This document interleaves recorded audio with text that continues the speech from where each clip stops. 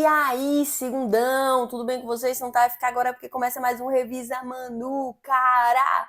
E no Revisa Manu de hoje, a Promanu vai passar aqui rapidinho, fazendo uma breve revisão com vocês sobre a história dos Estados Unidos, desde colonização, sendo Nova Inglaterra, até luta por direitos civis. Então a gente vai falar sobre o processo de independência, vamos falar sobre a expansão do Oeste, vamos falar sobre guerra de secessão e vamos falar também sobre a luta por direitos civis. Não esquecendo que são 2 capítulos, então a gente também vai falar sobre o ciclo do ouro, ok?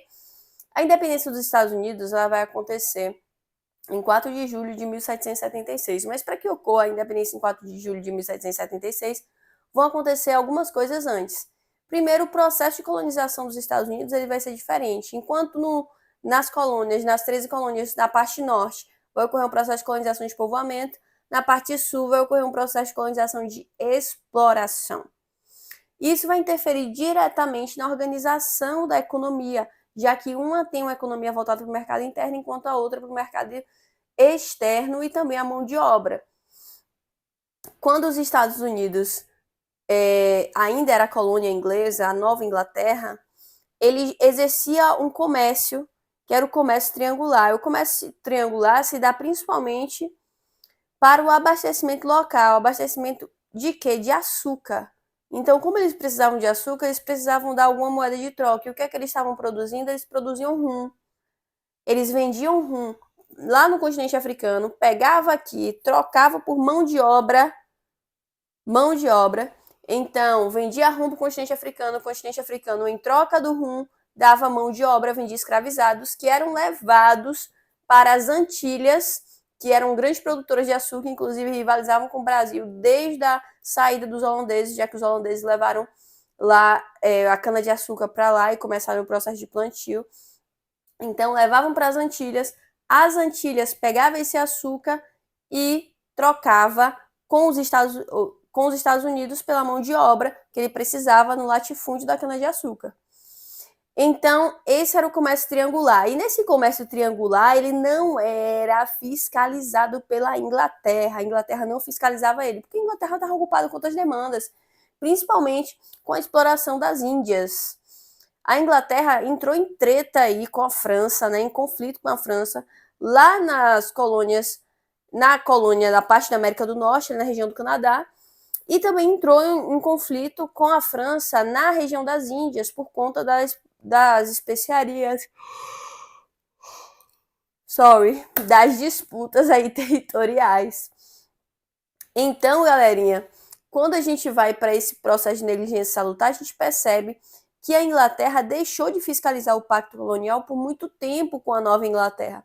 E quando ela volta a fiscalizar, aumentando os impostos, tentando controlar esse comércio, começando com o comércio do açúcar, por exemplo, isso causa insatisfação dos colonos, e é lógico. Se antes eu não tinha que pagar imposto, agora eu tenho que pagar um imposto altíssimo. Olha o que está acontecendo com o Donald Trump aí, opa! Mas é isso. Então, o Destino Manifesto, ele vai ser... peraí, antes de falar do Destino Manifesto, deixa eu terminar de chegar em 4 de julho. Então, o que vai acontecer? Começa a se cobrar altas taxas. Lei do açúcar, lei do selo, lei do aquartelamento, a lei do chá. E a população começa a se revoltar. Então, começa a se formar ali um grupo de 8 pessoas em Boston que vão reclamar. E aí, sabe o que acontece com essas 8 pessoas? São assassinadas. Papapapapum.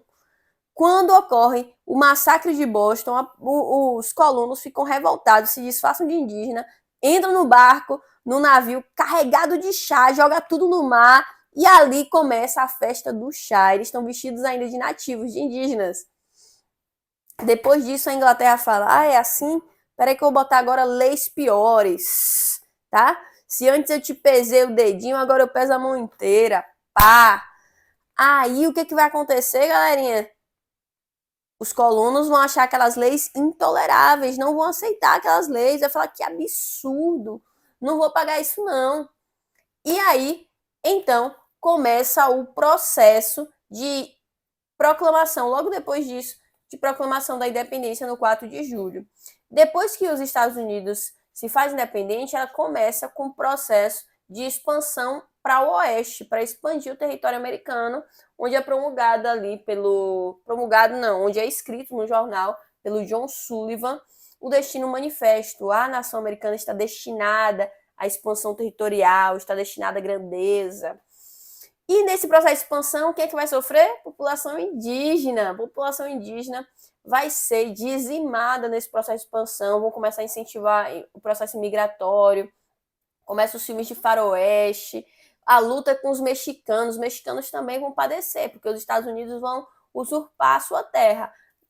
Porrada, porrada, porrada, vai roubar as terras dos mexicanos, até porque vai se descobrir ouro em alguns territórios mexicanos. Então, com o processo de expansão do oeste, descoberta do ouro, já foi. Os mexicanos perderam, entendeu? Depois do processo de expansão para o oeste, depois que aumenta o território americano, vai adquirir o Alasca da Rússia, alguns eles vão comprar, alguns territórios eles vão comprar, vão fazer acordos, outros ele vai ser invadido mesmo. Então, depois desse processo de expansão, começa-se então a ter um conflito entre a parte sul e a parte norte dos Estados Unidos. Por quê? A parte sul, que era mais voltada na colonização de povoamento para o mercado interno, começa a desenvolver a manufatura e logo em seguida a indústria, promovida aí também pela influência da Inglaterra da Revolução Industrial. Enquanto a parte sul é voltada para o latifúndio, para a exportação do produto primário. Então a parte norte vai pegar aí esse produto primário da parte sul, industrializar e vender. Então a parte norte não queria se separar da parte sul, logicamente. E isso vai gerar um maior conflito, porque quando o Abraham Lincoln assume a presidência pelo Partido Republicano, partido esse que defendia a abolição da mão de obra escrava, começa-se um movimento dos sulistas declarando a independência da parte norte dos Estados Unidos. Eles se autoproclamam Estados Confederados da América e chuta o balde, fala que nada, a gente é independente agora. O Abraham Lincoln não vai deixar isso passar, tá? Não só ele também que não vai deixar passar, mas não é interessante para a América do Norte se desassociar da América do Sul. Então eles vão lutar para não deixar que essa separação ocorra. Esse processo de disputa é chamado de guerra de secessão, guerra de separação da parte sul do norte. O norte vai acabar vencendo e assim o sul se rende, porque também vai ter muitos escravizados que eram considerados escravizados na parte sul e não eram na parte norte, estão lutando pela sua liberdade, pela abolição da mão de obra escrava, vão auxiliar o norte a vencer.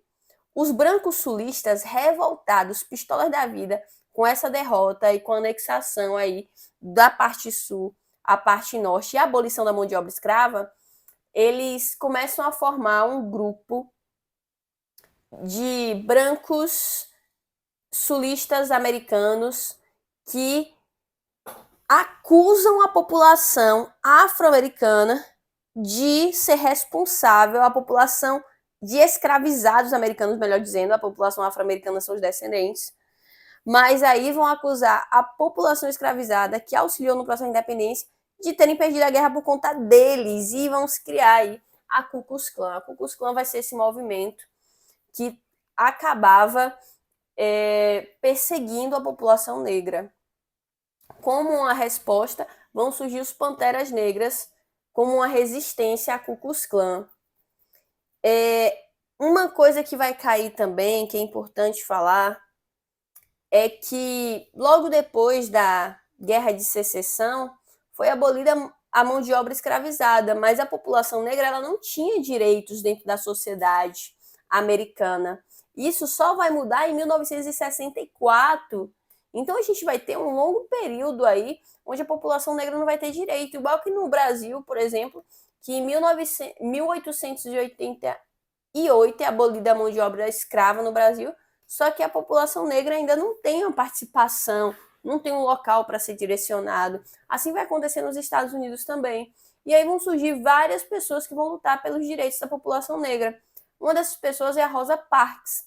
A Rosa Parks vai ser muito importante porque ao negar se levantar do seu lugar para ceder o lugar a um branco no ônibus, ela vai dar início a um boicote aos ônibus de Montgomery, porque lá no Alabama, nos Estados Unidos, as mulheres vão se inspirar nessa atitude de Rosa Parks e a população vai começar a promover uma greve de pegar esses ônibus até, isso com o incentivo do Martin Luther King Jr., tá? Até a Suprema Corte falar que a segregação no transporte público é inconstitucional. Então isso vai ser um movimento extremamente importante. Outro movimento importante vai ser promovido pelo Malcolm X, que vai ser como se fosse um pai dos Panteras Negras, né? O Malcolm X, ele defendia que a população negra tinha que lutar com a força, sim, se necessário, descer a cajadada, e tinha que ter uma separação entre brancos e negros, e que a população afro-americana devia ter sua própria comunidade, já que houve essa segregação o tempo todo, que nada, agora a gente vai montar nossa própria comunidade, não depende deles para nada. Então é isso que vai cair na nossa prova sobre a história dos Estados Unidos. Agora sobre o ciclo do ouro, o que é que vai cair para o Manu? Sobre o ciclo do ouro, vai cair que durante o processo de ciclo do ouro existiam ainda economias. Por exemplo, ainda existe o ciclo do açúcar, existe o ciclo ali da pecuária do Nordeste. Então, estão existindo vários movimentos econômicos, só que um ciclo ele não vai se findar, ele vai simplesmente ter uma concorrência maior por conta dessas disputas, acaba surgindo um movimento que está ganhando força, e nesse caso é o ciclo do ouro no Brasil. Enquanto o Nordeste continua com a pecuária, com a plantação do açúcar, em Minas Gerais, mais especificamente em Sabará, vai ser encontrado ouro. Logo depois vai ser encontrado ouro também em Goiás e Mato Grosso, né? Ali em Cuiabá.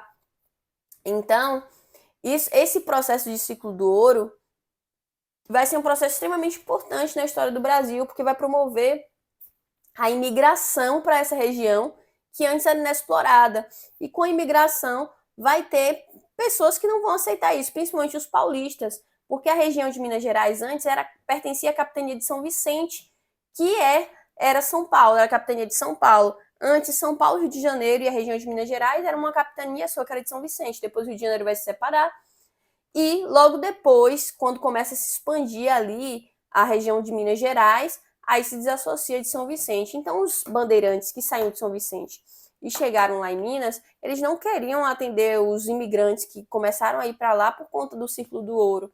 Então, eles começaram um conflito, uma guerra mesmo, que é chamada de Guerra dos Emboabas, que é a guerra desses paulistas, desses bandeirantes contra os estrangeiros, que Emboaba significa estrangeiro.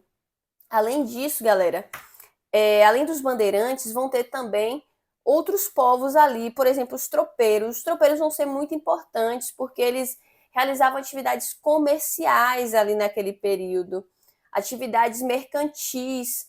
E o feijão tropeiro vai surgir dessas atividades comerciais, que era uma forma de você pegar o grão do feijão para que o feijão não estragasse mais rápido, tirava um pouco do caldo, depois misturava com farinha para poder ser uma comida durável, com toicinho, com pedaços de carne variadas, e misturava e comia aquilo ali durante o caminho, porque seria uma comida que aguentaria, né, muito tempo por ser misturado com a farinha. Então, o feijão tropeiro surge a partir dos tropeiros.